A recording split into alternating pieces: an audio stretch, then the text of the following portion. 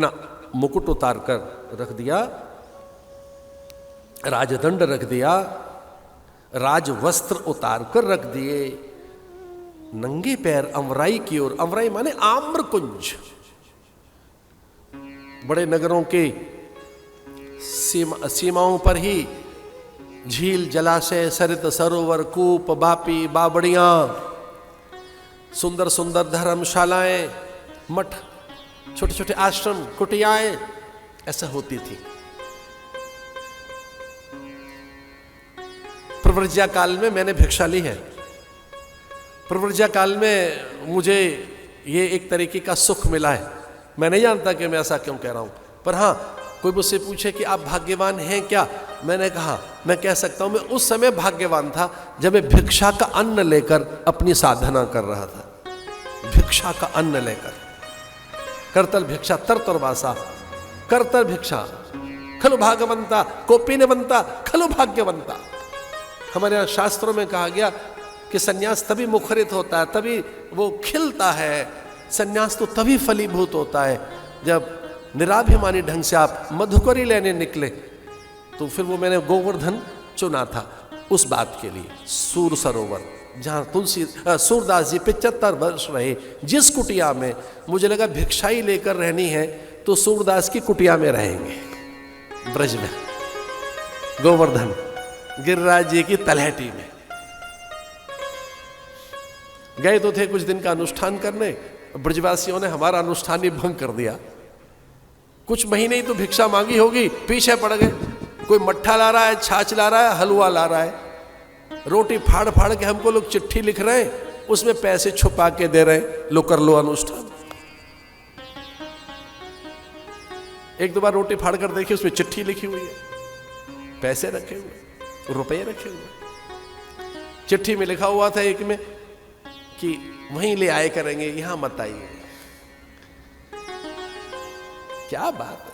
अब हमने कहा इतनी प्रसिद्धि और इतना परिचय और इतनी आत्मीयता, छोड़ो अभी भिक्षा, यहां से निकलो। हम निकल गए फिर से हिमालय। मैं आपको आनंद की बात बता रहा हूं। पहले साधु अमराइयों में रहते थे, कुंज में, निकुंज में,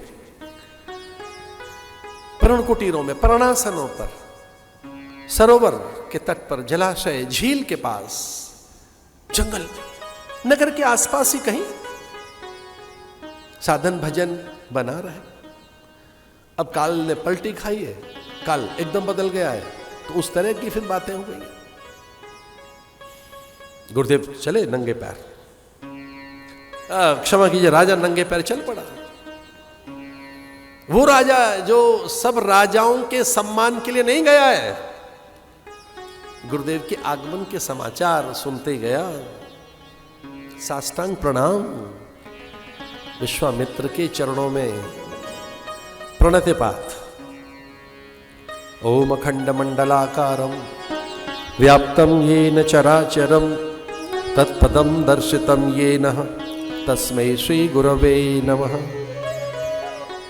देखो, गुरु मरता नहीं है, गुरु जिंदा चीज का नाम है, नित्य वस्तु है। किन्हीं के गुरु का शरीर न रहा हो, उनका मैं समाधान कर रहा हूं। अखंड मंडलाकारं व्याप्तं येन चराचरं। गुरु व्याप्त सत्ता है, वो तत्व है, वो विचार है। गुरु ज्ञान का नाम है, गुरु परंपरा है, गुरु देह नहीं है मात्र। अखंड मंडलाकारं व्याप्तम येन, कहां? चराचरं तत्पदम दर्शितम येन, वो सब जगह भाई। इसलिए गुरु कभी गुरु शरीर न भी रहे तो गुरु थोड़े मरता है, कभी नहीं। गुरु कभी नहीं खोता। और ये कुछ बावरे लोग कहते हैं राम था, अरे राम था नहीं, राम है भाई।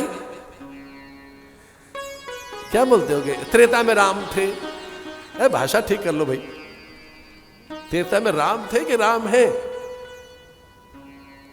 नारायण निरंतर है, वो राम त्रेता से हैं, वो कृष्ण द्वापर से हैं, ऐसा बोल।